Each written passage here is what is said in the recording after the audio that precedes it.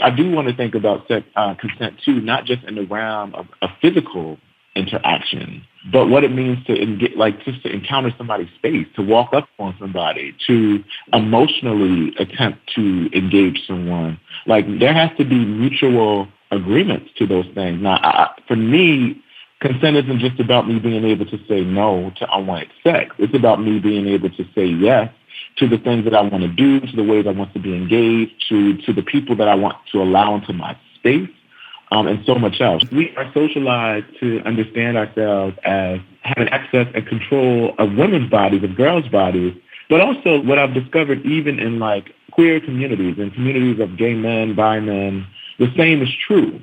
Like, there's this idea that men, regardless of how we're oriented sexually, regardless of even our gender presentation, but I mean, that can be talked about too. So like tops and bottoms, this idea that the bottom is to be permissive, is to be the property of the masculine performing top, and it's supposed to give it up whenever it's warranted, or the ways you're approached in clubs. And this is also racialized. You know, like, you think about consent, I think about, like, all the times, like, white gay men sort of, like, surveil and come upon black gay men as if they're property in a different type of way. Like, this is racialized here.